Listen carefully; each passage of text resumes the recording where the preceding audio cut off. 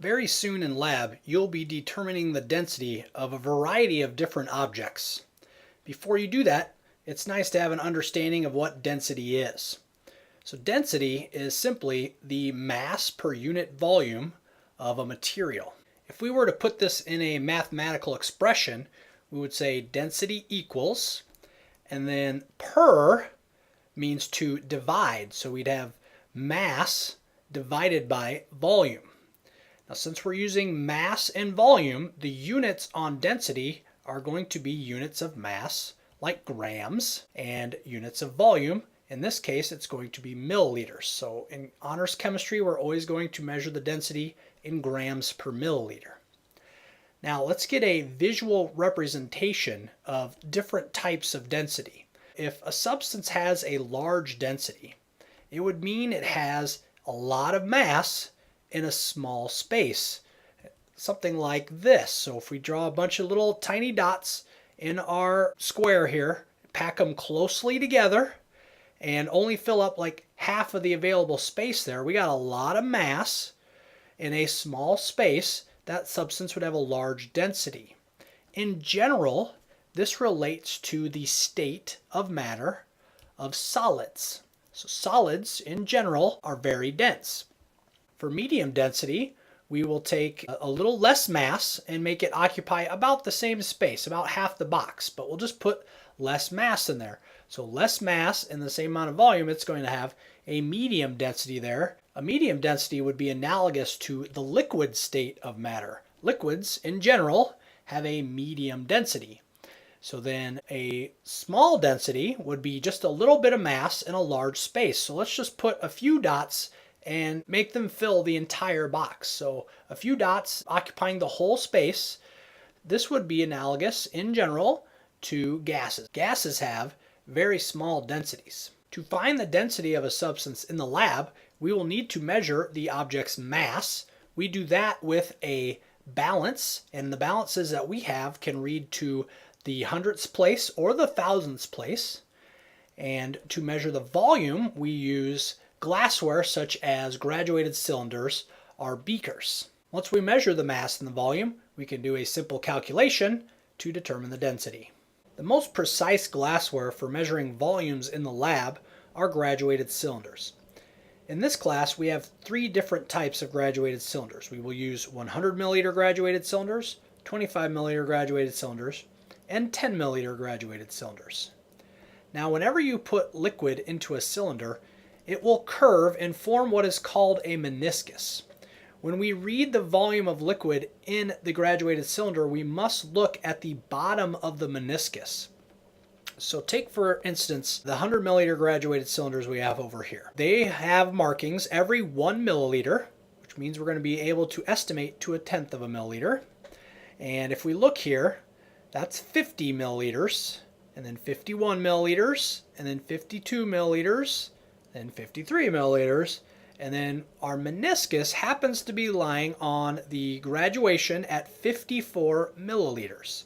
Since we can estimate this to the tenths place, the actual volume you will write down in this graduated cylinder is 54.0 milliliters. Take a second and look at this graduated cylinder. What would you record for this volume?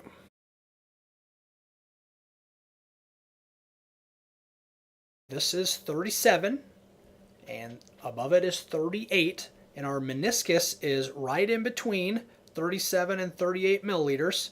So we're going to write this down, or we should write this down as 37.5 or 37.6, somewhere in the middle there. 100 milliliter graduates can be read to the tenths place. That's important. You might want to write it down. 25 milliliter graduates can also be read to the tenths place.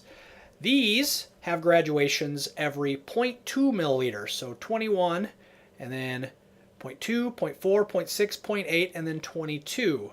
So this meniscus right here would be right on the 21.6.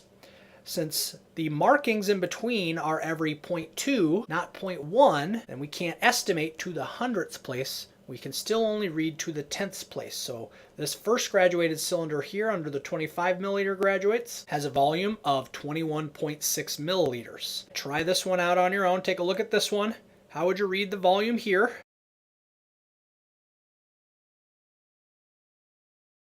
We're between 17.4 and 17.6. Looks like it's closer to 17.4 than it is right here in the middle. So I would read at 17.4. You might read at 17.5. That's fine. What's important is that the tenths place is there. Just remember, 25 milliliter graduated cylinders can be read to the tenths place. All right, 10 milliliter graduated cylinders have markings every tenth of a milliliter. So you'll be able to estimate to the hundredth of a milliliter. So let's take a look at this first one. We have 8, and that's 0.5. So we're between 8.5 and 8.6. It's pretty close. I would say maybe, 8.52 or 8.53 for the volume in that first graduated cylinder. You try this one here real quick.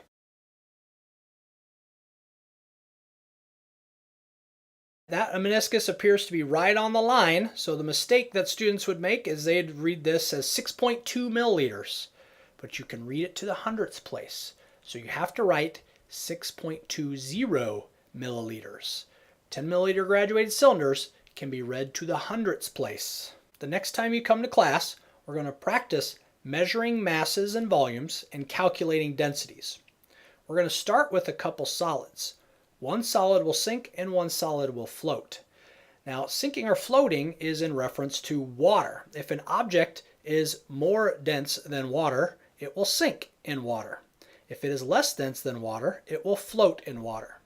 Water has a reference density of 1 gram per milliliter. If an object floats, it will have a density less than 1. If it sinks, it will have a density greater than 1. Remember, density is calculated by finding the mass and dividing by the volume. Mass is measured in grams, and we're going to use a balance to find the mass. Volume is measured in milliliters, and we're going to use water displacement to measure the volume of a solid. Now, the solid that sinks will fit into one of the graduated cylinders, but we'll wait till class to figure out which one. We're going to play a little game called Does It Fit? The solid that floats is going to fit into one of the beakers, but once again, we're going to wait till class to figure out which beaker, because we're going to play a little game called Does It Fit? Now, what you can put down about beakers right now is that whenever you use a beaker, there are no decimal places in the volume readings.